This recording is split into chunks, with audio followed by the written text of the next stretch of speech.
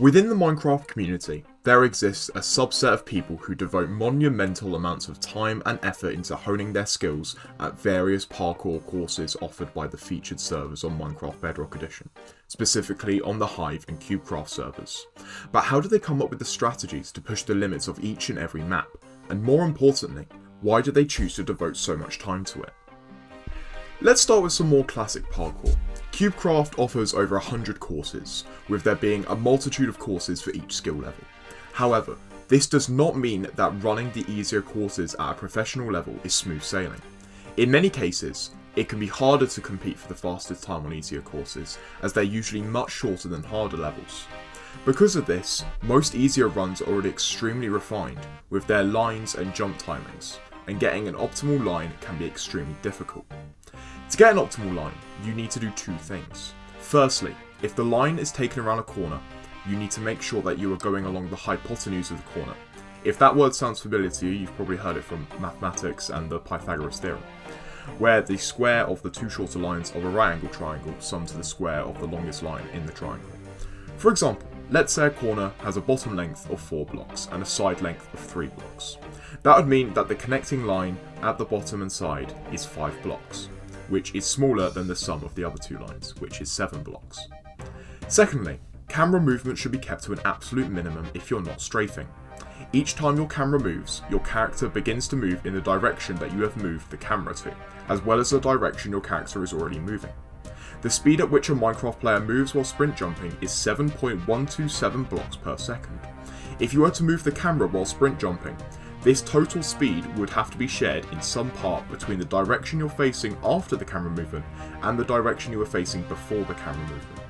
This can be used strategically though, as the strafing motion can reduce speed enough to reach the very edge of a block, rather than going over it. This is used to set up some skips and is used to keep movement refined. A strategy known as sprint cancelling can also be implemented while learning to strafe. This involves tapping the sprint key and then quickly untapping the sprint key to disable it, cancelling it out. This is less accurate, but I have found it to be simpler for beginners and can also be used as a sharp stopping method for advanced manoeuvres. In June 2022, Hive released their arcade lobby, and with it brought 16 parkour courses that each have their own spin on the classic parkour experience in usual Hive fashion. Strategies for each map exist in their own right, and are hard to generalise without referring to the strategies used in Cubecraft. For example, the Neos in Maze Menace and Parking Peril, or the insane skip on Melba HQ that saves over 2 seconds on an already densely packed 38-second run without the skip that was discovered by Crazy Man 1234. My friend Dander Plays has already made a video on the brief history of Melba HQ, but to give it a quick summary, it brought about some of the most inventive ideas I've seen on a parkour map on Minecraft, and there definitely isn't a bias or anything. Some maps make use of the custom fan system, which launches the player up into the air to reach a different part of the map. However, these are dependent on the ping of the player, so someone with better ping will get a better launch from the fan. Further adding to the twist that Minecraft parkour can bring, Hive Deathrun adds the ability of leaping around the 19 maps available in game mode, with a cooldown of 15 seconds between leaps. This can be used to develop many strategies that otherwise wouldn't be possible without leaps, such as major skips on some maps, and provides a fairly different landscape to normal parkour. This is one of the oldest speedrunning communities on Minecraft Bedrock Edition, so modern runs are extremely difficult to beat, especially considering that Deathrun houses the most dedicated speedrun community on Minecraft, and many members of this community are also involved in other speedrunning circles on Bedrock. Players like this include myself, Samroth, and Mixtrix, who have contributed to all 3 of the parkour modes in this video. There are also members of the Deathrun community who remain mostly in Deathrun only, and the most notable of these people is definitely Sir Untouchable, who has lived up to his username with the sheer dominance he has over the category. I believe his dominance was truly shown rather recently, when the Synthwave map came out in late March of 2023. Myself, Samroth, and Sir Untouchable all completed runs on the release day of the map. I got a time of 1 minute and 10 seconds, which isn't too crazy but a respectable time nonetheless for a first day.